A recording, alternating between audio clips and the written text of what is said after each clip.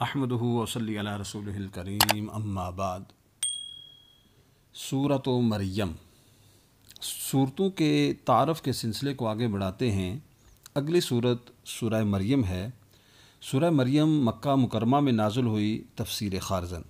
اس صورت میں 6 رکوع اور 98 آیتیں ہیں۔ اس صورت میں حضرت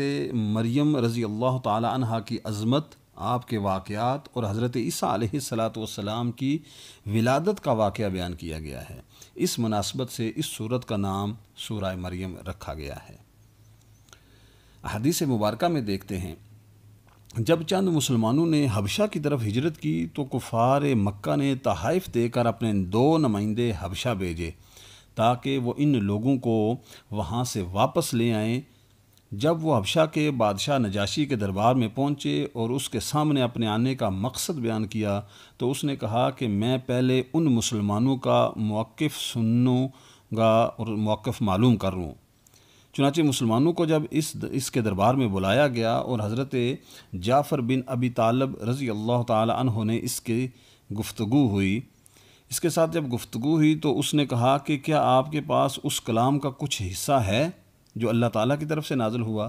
حضرت جعفر رضی اللہ تعالیٰ نے فرمایا ہاں بالکل موجود ہے۔ پھر اس کے سامنے آپ رضی اللہ تعالیٰ عنہ نے سورہ مریم کی تلاوت کی۔ حضرت ام سلمہ رضی اللہ تعالیٰ عنہا فرماتی ہیں، اللہ تعالیٰ کی قسم نجاشی سورہ مریم سن کر اتنا رویا کہ اس کی داڑھی بھیگ گئی، اور اس کے دربار میں موجود وہ لوگ جن کے سامنے مصاحف کھلے ہوئے تھے اتنے روئے کہ ان کے مصاحف بھیگ گئے۔ پھر نجاشی نے کہا کہ بے شک یہ دین اور جو دین حضرت موسیٰ علیہ السلام لے کر آئے یہ ایک ہی طاق سے نکلے ہیں، اور کفار کے نمائندوں سے کہا کہ تم لوگ یہاں سے واپس چلے جاؤ، خدا کی قسم میں کبھی بھی انہیں تمہارے حوالے نہیں کروں گا۔ مسند امام احمد۔ حضرت ابو مریم غسانی رضی اللہ تعالی عنہ فرماتے ہیں کہ میں نے نبی کریم صلی اللہ علیہ وسلم کی بارگاہ میں حاضر ہو کر عرض کیا کہ یا رسول اللہ صلی اللہ علیہ وآلہ وسلم، آج رات میرے ہاں لڑکی کی ولادت ہوئی ہے۔ حضور پر نور صلی اللہ علیہ وسلم نے ارشاد فرمایا، آج رات مجھ پر سورہ مریم نازل کی گئی ہے، تم اس کا نام مریم رکھ دو۔ چنانچہ اس لڑکی کا نام مریم رکھ دیا گیا۔ معجم الکبیر۔ سورہ مریم کے مضامین کی طرف آتے ہیں تو اس کا مرکزی مضمون یہ ہے کہ اس میں انبیاء اکرام علیہم السلام کے واقعات کے ضمن میں اللہ تعالیٰ کے وجود، اللہ تعالیٰ کے واحد و یکتا ہونے، اللہ تعالیٰ کی قدرت اور قیامت کے دن مخلوق کے دوبارہ زندہ ہونے اور اعمال کی جزا اور سزا ملنے کو ثابت کیا گیا ہے۔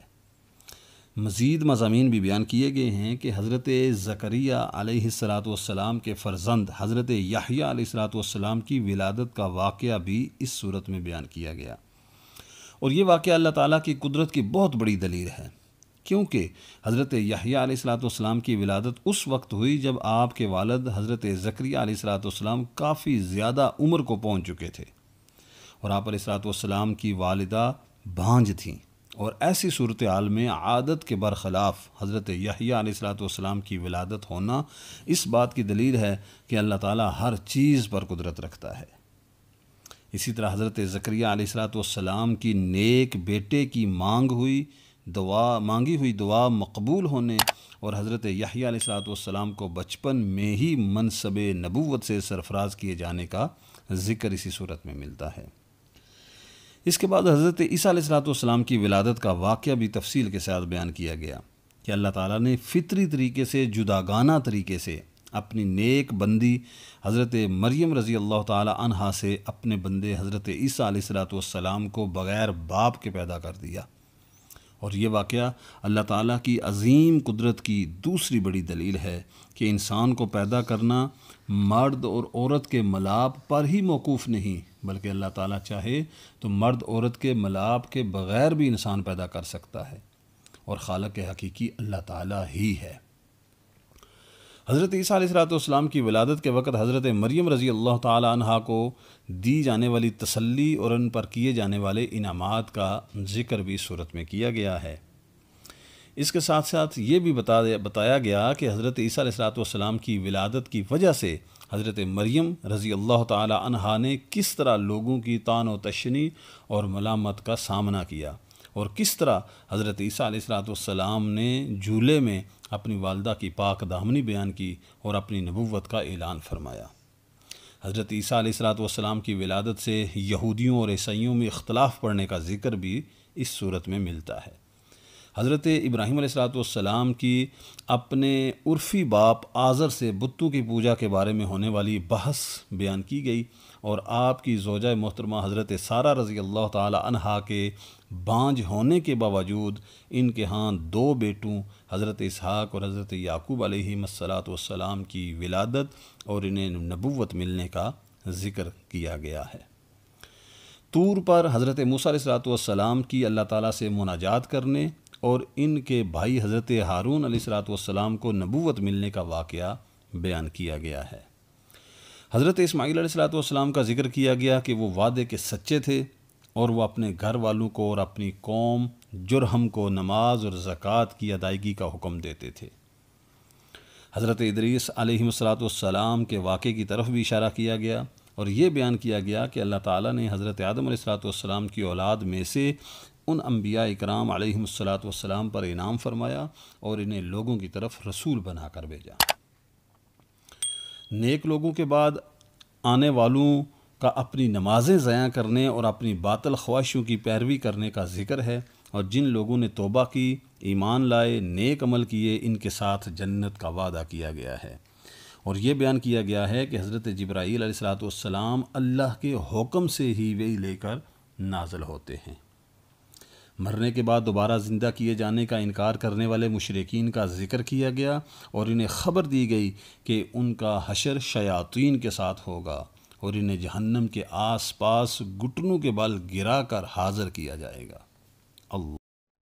مسلمانوں سے قرآن پاک سنتے وقت مشرکین کا موقف بیان کیا گیا، اور سابقہ امتوں کی سرکشی اور ایمان قبول کرنے سے تکبر کرنے کی وجہ سے ان پر عذاب نازل ہونے کا ذکر کر کے ان مشرکین کو ڈرایا گیا۔ یہ بیان کیا گیا کہ اللہ تعالیٰ ظالموں کو مہلت دیتا ہے اور اہل ایمان کی ہدایت کو زیادہ کرتا ہے، اور اللہ تعالیٰ اولاد سے پاک ہے۔ جنہوں نے اللہ کی طرف اولاد کی نسبت کی، انہیں عذاب سے ڈرایا گیا ہے۔ اس صورت میں یہ بھی بیان کیا گیا کہ اللہ تعالیٰ قیامت کے دن ایمان والوں کو جنت میں داخل کرے گا اور کافروں کو جہنم کی طرف ہانک دے گا۔ سورہ مریم کی اپنے سے ماقبل سورت کہف کے ساتھ مناسبت یہ ہے کہ جس طرح سورہ کہف میں انتہائی عجیب و غریب واقعات بیان کیے گئے، جیسے اصحاب کہف کا واقعہ، حضرت موسیٰ اور حضرت خضر علیہ السلام کا واقعہ، اور حضرت ذوالقرنین رضی اللہ تعالیٰ عنہ کا واقعہ، اسی طرح سورہ مریم میں بھی عجیب و غریب واقعات ذکر کیے گئے کہ حضرت زکریا علیہ السلام کے ہاں بڑھاپے میں اور ان کی زوجہ محترمہ کے بانجھ ہونے کے باوجود حضرت یحییٰ علیہ السلام کی ولادت ہوئی، اور حضرت عیسیٰ علیہ السلام کی والد کے بغیر ولادت ہوئی۔ یہ انتہائی عجیب و غریب واقعات ان 2 صورتوں کی درمیان مناسبت ہیں۔ اسی طرح آگے دیکھتے ہیں، آگے سورت طٰہٰ ہے۔ سورت طٰہٰ مکہ مکرمہ میں نازل ہوئی۔ تفسیر خازن کے مطابق اس سورت میں 8 رکوع اور 135 آیتیں ہیں۔ طٰہٰ نبی کریم صلی اللہ علیہ وآلہ وسلم کے مبارک ناموں میں سے ایک نام ہے، اور اس سورت کی ابتدا میں آپ صلی اللہ علیہ وسلم کو اس نام سے ندا کی گئی۔ اس مناسبت سے اس سورت کا نام طٰہٰ۔ احادیث مبارکہ میں سورہ طٰہٰ کے فضائل ملتے ہیں۔ حضرت معقل بن یسار رضی اللہ تعالی عنہ سے روایت ہے کہ حضور پرنور صلی اللہ علیہ وآلہ وسلم نے ارشاد فرمایا، مجھے سورہ بقرہ ذکر سے عطا کی گئی۔ سورہ طٰہٰ اور سورہ والطور حضرت موسیٰ علیہ السلام کی تختیوں سے عطا کی گئی۔ سورہ فاتحہ اور سورہ بقرہ کی آخری آیتیں عرش کے نیچے موجود خزانوں سے عطا کی گئی، اور مفصل صورتیں اضافی دی گئیں۔ معجم الکبیر۔ حضرت ابو ہریرہ رضی اللہ تعالیٰ عنہ سے روایت ہے کہ رسول اللہ صلی اللہ علیہ وسلم نے ارشاد فرمایا، اللہ تعالیٰ نے سورہ طٰہٰ اور سورہ یاسین کے ساتھ حضرت آدم علیہ السلام کی تخلیق سے 1000 سال پہلے کلام فرمایا، اور جب فرشتوں نے قرآن سنا تو کہا، اس امت کو مبارک ہو جس پر یہ کلام نازل ہوگا، ان سینوں کو مبارک ہو جن میں یہ کلام محفوظ ہوگا، اور ان زبانوں کو مبارک ہو جو یہ کلام پڑھیں گی۔ شعب الایمان۔ حضرت عمر فاروق رضی اللہ تعالی عنہ اسلام قبول کرنے سے پہلے اسی صورت کی ابتدائی آیات پڑھ کر پکار اٹھے کہ یہ کس قدر حسین اور عظیم کلام ہے، اور اس کے بعد آپ نے اسلام قبول کر لیا۔ اس صورت کا مرکزی مضمون اگر دیکھتے ہیں تو اس میں دین کے عقائد جیسے اللہ تعالیٰ کی وحدانیت اور قدرت، اس کے علاوہ نبوت، مرنے کے بعد دوبارہ زندہ کیے جانے اور اعمال کی جزا اور سزا ملنے وغیرہ کو مختلف دلائل سے ثابت کیا گیا ہے۔ اس کے علاوہ یہ بھی مضامین ہمیں ملتے ہیں کہ قرآن پاک اس لیے نازل نہیں کیا گیا کہ اللہ تعالیٰ کے حبیب میرے اور آپ کے آقا نبی کریم صلی اللہ علیہ وآلہ وسلم مشقت میں پڑ جائیں، بلکہ آپ صلی اللہ علیہ وسلم کی ذمہ داری صرف قرآن پاک کے ذریعے نصیحت کرنا ہے، اللہ تعالیٰ کے احکام پہنچا دینا اور خود کو زیادہ مشقت میں ڈالے بغیر عبادت کرنا ہے۔ حضرت موسیٰ علیہ السلام اور فرعون کا واقعہ تفصیل کے ساتھ اس صورت میں بیان کیا گیا، اور اس واقعے میں حضرت موسیٰ علیہ السلام کو بچپن میں صندوق میں بند کر کے دریا میں ڈالے جانے، حضرت ہارون علیہ السلام کے ساتھ حضرت موسیٰ علیہ السلام کو جابر اور سرکش فرعون کے پاس بھیجنے، اور اللہ تعالیٰ کی وحدانیت کے بارے میں اس کے ساتھ بحث کرنے، جادوگروں کے ساتھ حضرت موسیٰ علیہ السلام کا مقابلہ ہونے، حضرت موسیٰ علیہ السلام کو اللہ تعالیٰ کی تائید اور مدد ملنے، جادوگروں کے ایمان لانے، حضرت موسیٰ علیہ السلام کا دریا میں راستے بنانے والا معجزہ ظاہر ہونے، بنی اسرائیل کے دریا پار کرنے، فرعون اور اس کے لشکر کے ہلاک ہونے، بنی اسرائیل کا اللہ تعالیٰ کی کثیر نعمتوں کی ناشکری کرنے، سامری کا سونے سے ایک بچھڑا بنا کر بنی اسرائیل کو گمراہ کرنے، اور حضرت موسیٰ علیہ السلام کا اپنے بھائی حضرت ہارون علیہ السلام پر اظہار غضب کرنے کا ذکر ملتا ہے۔ اسی طرح قرآن سے منہ پھیر رہے، اس پر ایمان نہ لائے، اس کی ہدایتوں سے فائدہ نہ اٹھائے، اس کے لیے جہنم کی سزا کا بھی بیان اس صورت میں کیا گیا۔ قیامت کے دن کی ہولناکیاں اور اس دن مجرموں کے جو احوال ہوں گے ان کو بیان کیا گیا۔ حضرت آدم علیہ السلام اور ابلیس کا واقعہ بیان کیا گیا۔ اللہ تعالیٰ کی ہدایت سے روگردانی کرنے والے کا انجام ذکر کیا گیا۔ نبی کریم صلی اللہ علیہ وآلہ وسلم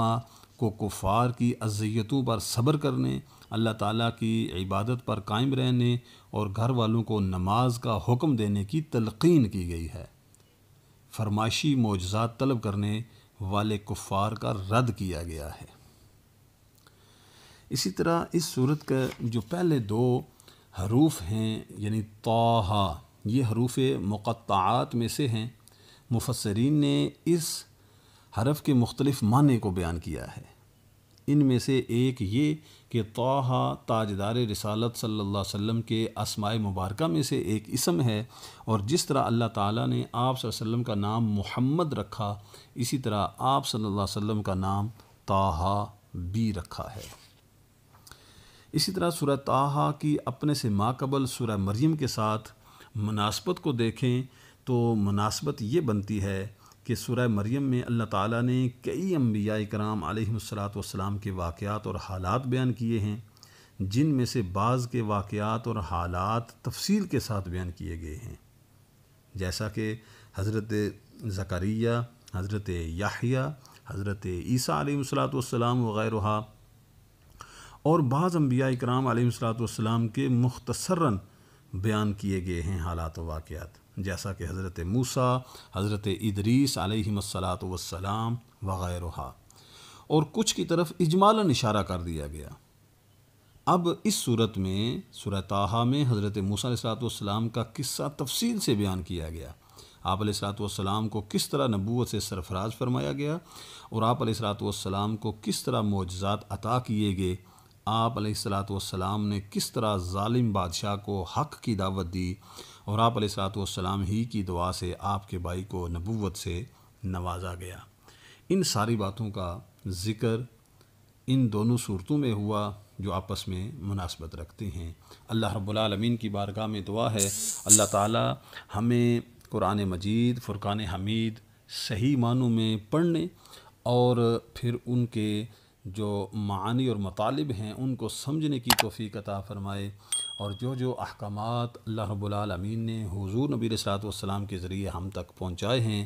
ان سب اوامر پر عمل کرنے کی توفیق عطا فرمائے، اور تمام منہیات پر رک جانے کی اللہ تعالی ہمیں توفیق عطا فرمائے۔ اللہ رب العالمین کی بارگاہ میں دعا ہے اللہ ہمارا خاتمہ ایمان پر کرے، اور حضور نبی علیہ الصلوۃ والسلام کے اسوہ حسنہ پر زندگی بسر کرنے کی توفیق عطا فرمائے، خاتمہ ایمان پر کرے، اور اللہ رب العالمین دین کی سمجھ اور اس پر عمل کی توفیق عطا فرمائے۔ وآخر دعوانا ان الحمد للہ رب العالمین، سبحان ربک رب العزت عما یصفون، وسلام علی المرسلین، والحمد للہ رب العالمین۔